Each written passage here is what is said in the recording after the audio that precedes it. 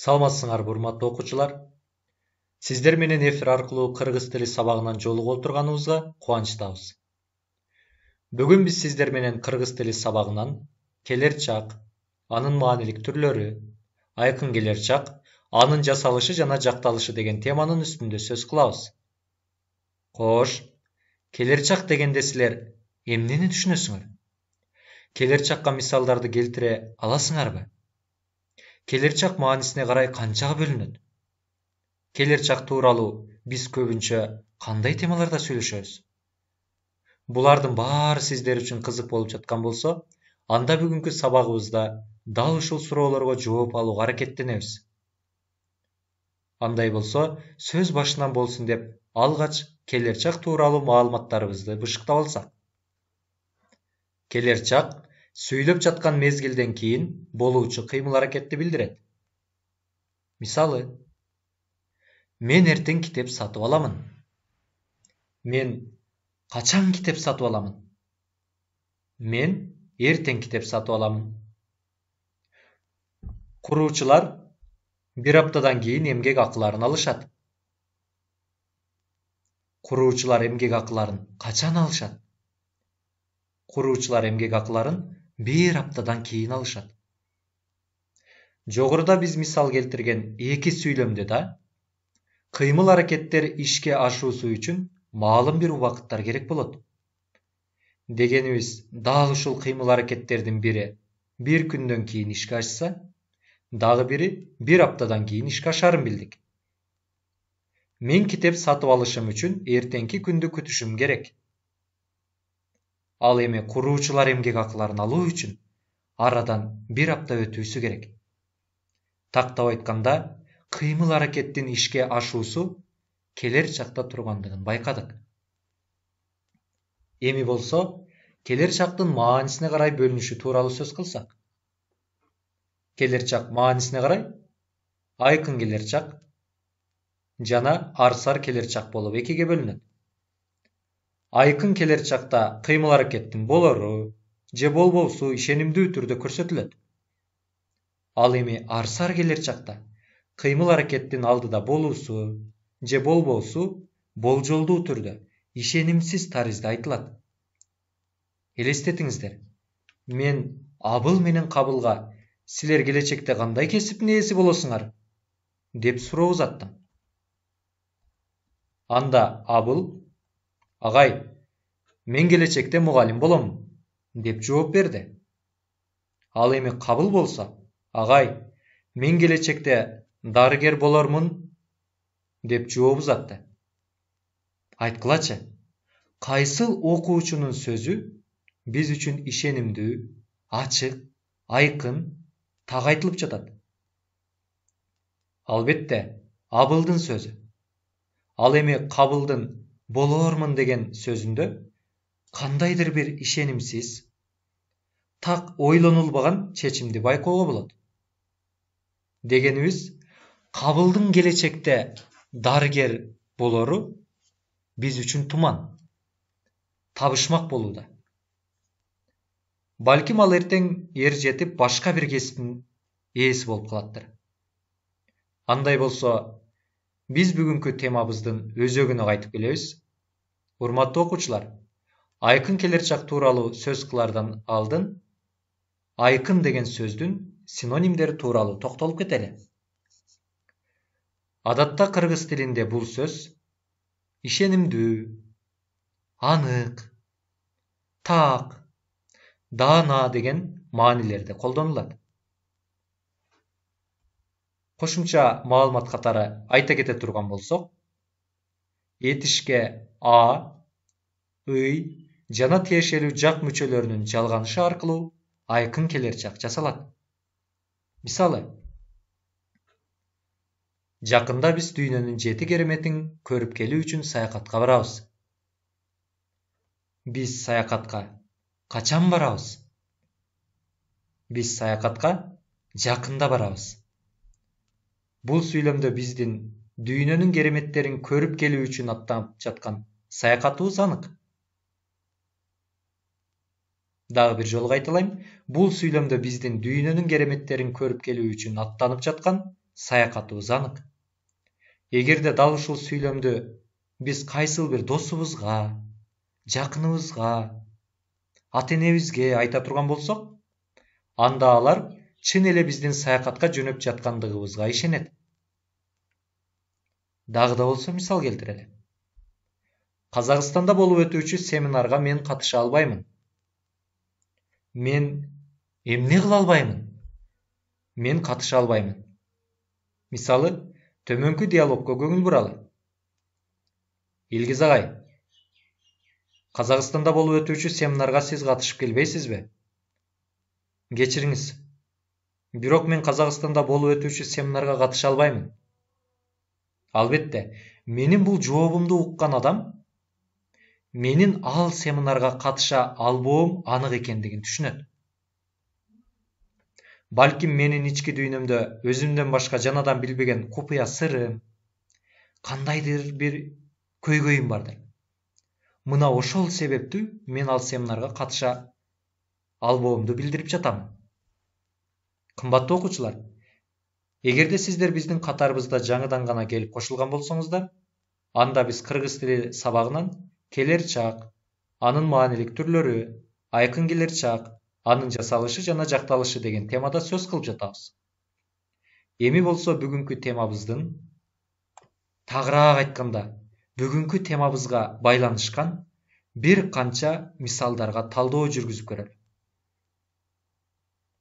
Төмөнкү сүйлөмдөгү учур чактагы этиштерди келер чакка айландырабыз. Ала Тоо аянтында кызыктуу концерт болуп жатат. Концерт качан болуп жатат? Азыр болуп жатат. Эми болсо биз дал ушул учур чакта турган сүйлөмдөгү кыймыл аракетти келер чакка алып өтүүбүз керек болот. Андай болсо, бул сүйлөмүбүз кандай өзгөрүүгө дуушар болот? Эгерде ойлонуп болгон болсоңуздар, анда биз бул сүйлөмдүн келер чакка айландырылган даяр үлгүсүн сунуш кылабыз. Ала Тоо аянтында кызыктуу концерт болот экен. Бул жерде кошумчалап айта кетүүчү жагдай, кээде айкын келер чактардан кийин эле, экен, эмес деген жардамчы этиштер кошо айтылат. Жогорудагы сүйлөмдүн маанисин чечмелеп, эки сүйлөмдү салыштыра турган болсок, албетте, араларында айырмачылык өтө чоң. Биздин бул пикирибиз түшүнүктүү болуусу үчүн төмөнкү диалогко көңүл буруп көрөлү. Асан, сен акыркы жаңылыктарды уктуңбу? Жок, кандай жаңылык? Ала Тоо аянтында концерт болот экен. Качан? Токтотобуз. Себеби, бул диалогду андан ары улантуунун кереги жок.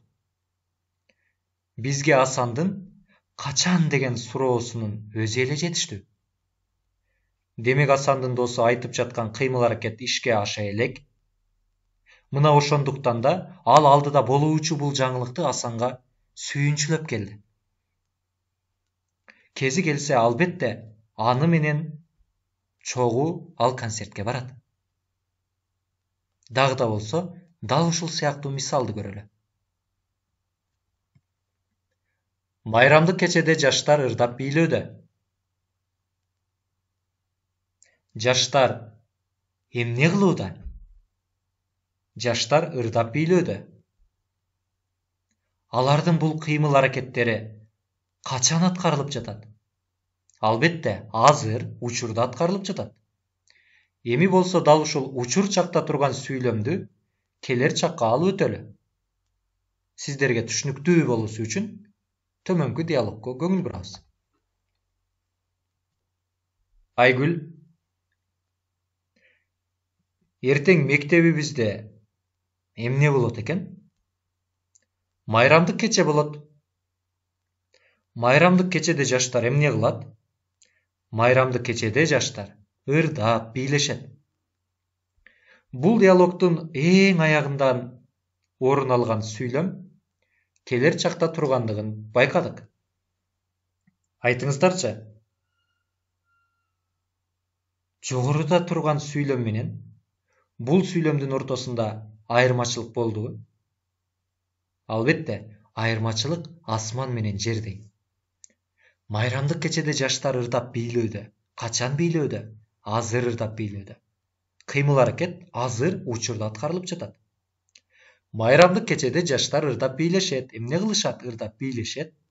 Бул кыймыл-аракет али ишке аша элек. Анын ишке ашуусу үчүн белгилүү бир убакыттар талап кылынат. Майрамдык кечеде жаштар ырдап бийлешет. Алардын ырдашы, бийлешери келер чакта тургандыгын байкап турасыздар. Урматтуу окуучулар, эгерде келер чак тууралуу аткарган бир канча мисалдар сиздер үчүн түшүнүктүү болгон болсо, эми анын мындан да жогорку тепкичте түшүнүү үчүн кыялдануу сезимибизди жандырабыз. Элестеткиле. Бир үй бүлөдө 5 бир тууган бар. Күндөрдүн биринде атасы мындай суроо узатты. Балдарым, айткылачы, силер келечекте кайсыл кесиптин ээси болгуңар келет? Анда балдар жооп беришти. Айбек, мен космонавт болгум келет. Акылбек, а мен куруучу болгум келет. Авалбек, мен илимпоз болбоймун. Алмаз, мен атаке, дарыгер болгум келет. Амантур, а мен милиция кызматкери болгум келет. Кымбаттуу окуучулар, бул 5 баланын ичинен Айбектин, Акылбектин, Алмаздын жана Амантурдун космонавт, куруучу, дарыгер, милиция болору айкын. Ал эми Авалбектин да илимпоз болбоосу айкын. Себеби бул каарман өз сөзүндө илимпоз болууну каалабай жаткандыгын көрүп турабыз. Жогорудагы окуядан улам учурчак тууралуу маалыматтарыбызды өзүбүздүн эске тутуу жөндөмдүүлүгүбүзгө кыттай уйтуп алдык окшойт. Андай болсо, сабагыбызды жыйынтыктап жатып, төмөнкү сөздөрдүн арасынан келер чакта турган сөздөрдү таап көрөбүз. Дарыланып жатат, дарыланат, кат жазат, кат жазууда, сурап жатат, сурап келет, бийлеп берет, ырдап жатат, жана башка жана башка. Урматтуу окуучулар, сиздердин алдыңыздарда 8 сөз айкаштары турат. Ар бир сөз айкашка сүйлөм түзүп көрөбүз. Акылбек шаардык ооруканада дарыланып жатат. Авалбек жакында дарыланат.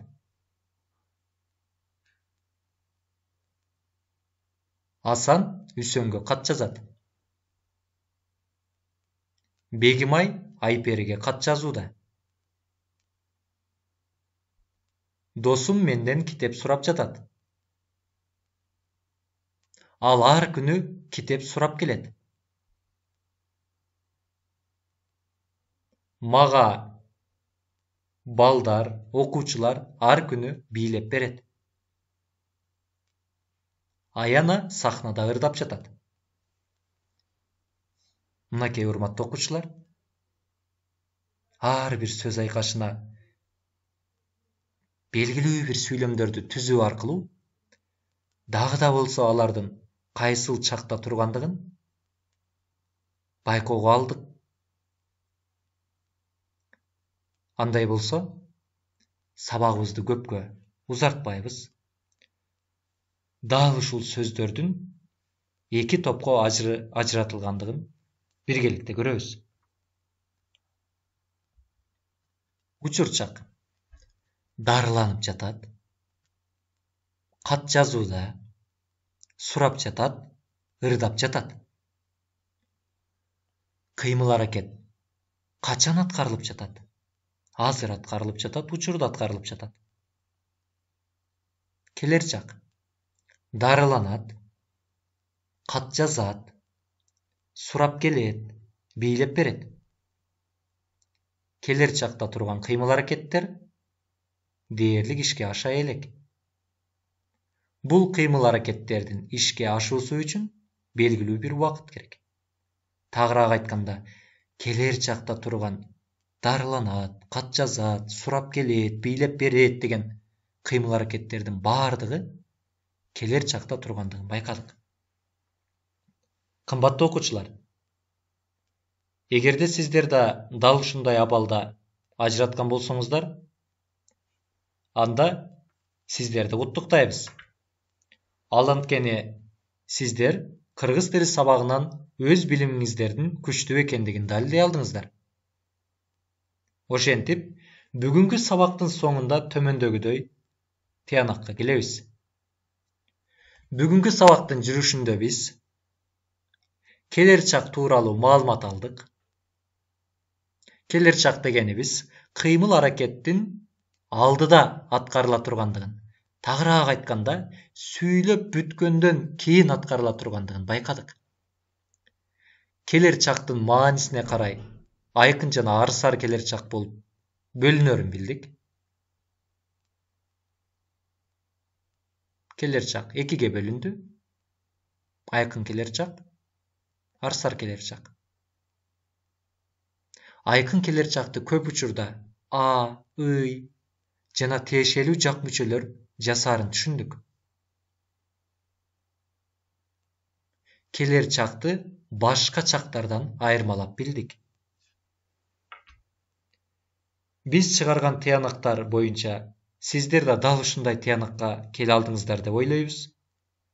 Эми болсо өз алдыбызча аткаруу үчүн бир канча тапшырмаларды белгилеп алууну унутпайбыз. Кыргыз адабияты китебинен балык жана балыкчы аттуу ыр түрүндө жазылган жомокту окуп чыгабыз. Жомоктун ичинен келер чакта турган саптарды өз-өзүнчө жазуу дептерибизге белгилейбиз. Өзүбүздүн аткарган бул иш-аракеттерибиздин жыйынтыгын кыргыз тили жана адабияты мугалимдерибизге түрдүү социалдык тармактар аркылуу жиберип, үй тапшырмасын аткаргандыгыбызды далилдейбиз. Ушуну менен биздин бүгүнкү сабагыбыз өзүнүн жыйынтыгына келип жетти. Кайрадан эфир аркылуу кыргыз тили сабагынан жолукканга чейин сак саламатта туруңуздар.